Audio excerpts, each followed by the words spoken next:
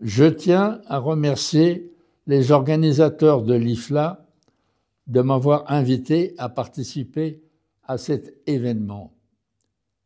Pour la France, il s'agit d'une excellente opportunité d'accueillir ce congrès, afin de faire progresser les réflexions relatives au paysage dans sa globalité.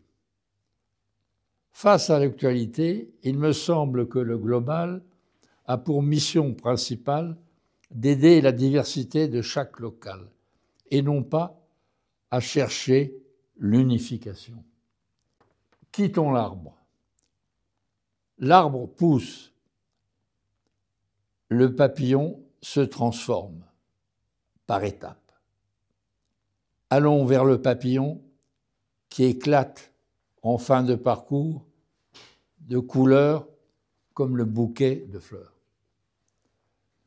J'ai eu l'opportunité d'enseigner au sein de diverses institutions étrangères, notamment à l'Université de Philadelphie.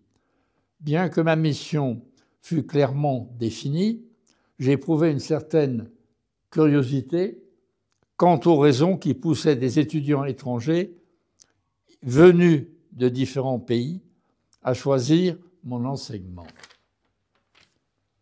Je leur ai demandé pourquoi ils venaient de si loin pour suivre cette formation. Ils m'ont indiqué n'avoir jusqu'alors jamais eu l'occasion de venir en France, ni même d'échanger avec un Français. Ces étudiants ayant déjà une expérience professionnelle, ce studio leur offrait la possibilité d'expérimenter une nouvelle méthodologie du projet de paysage. Aménager un lieu, c'est tenter par un changement de l'espace physique de substituer à la possibilité des paysages que nous n'avons pas su percevoir un paysage conçu. Souvent, nous ne savons pas suffisamment ce que ces substitutions nous enlèvent, peut-être à jamais, et ce que l'intervention nous apporte vraiment.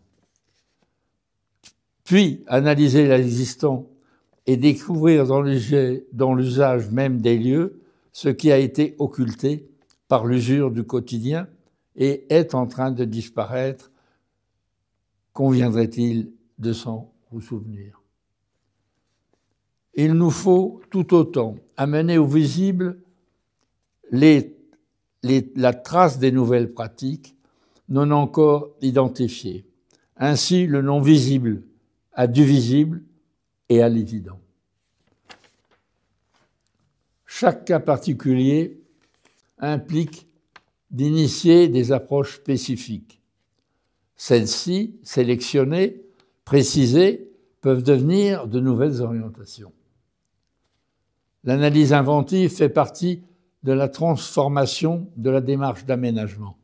L'analyse inventive n'est-elle pas déjà l'ébauche du projet? Recherche et découverte. En ce qui concerne la recherche, avec l'archéologie, il faut continuer à faire parler la profondeur des sols pour révéler leur transformation au fil des siècles. Comment les habitants les ont-ils vécus? Subir? Agir? Face à nos retards et méconnaissances de ces transformations, passées, présentes et à venir, il nous faut inventer des solutions et mettre en place une expérimentation très sérieuse et rigoureuse. Celles-ci sont à adapter aux spécificités de nos démarches paysagères, mêlant à cet instant théorie et pratique. Pour pouvoir échanger entre nous et communiquer avec nos partenaires et le monde de la recherche, nous devons élaborer un glossaire. Mots, notions, concepts, et constituer une boîte à outils pour paysagistes. Actuellement, pour le projet, le fonctionnel élimine progressivement le sens. Il y a quelques décennies, une recherche appuyée ultérieurement par le ministère de la Recherche sur les jardins populaires nous a permis, lorsqu'il y avait espace entre façade et rue, de découvrir des paysages miniaturisés accompagnés de différents personnages, dont des nains, au détriment du jardin potager. Pour les différencier de l'art brut, je les ai appelés habitants paysagistes. Leurs réalisations mettent en évidence une autre forme d'expérience poétique et esthétique, que certains qualifièrent de mauvais goût. Nous n'en avons pas trouvé 2 ou 3, mais des centaines.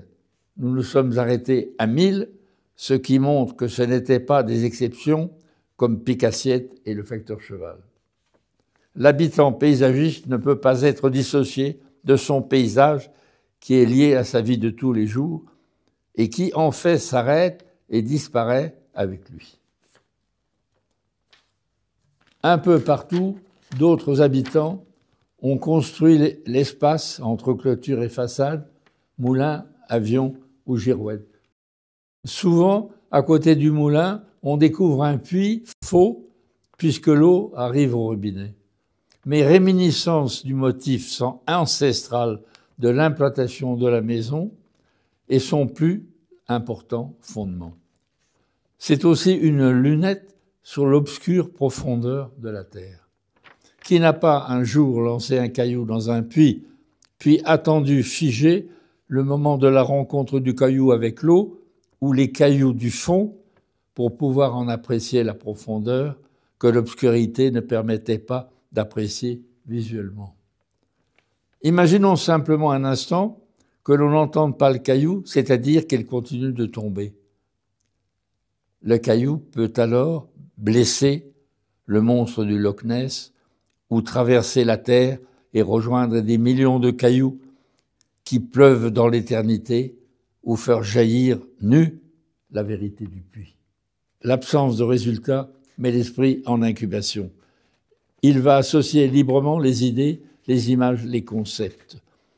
L'attente insatisfaite devient un moteur de création lorsqu'elle est canalisée par une démarche active d'exploration, d'expression émotionnelle et d'expérimentation artistique.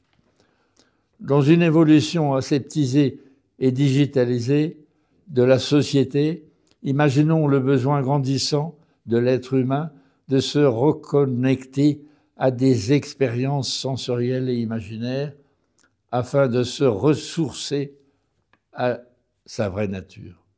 Merci de votre attention. Bonne chance.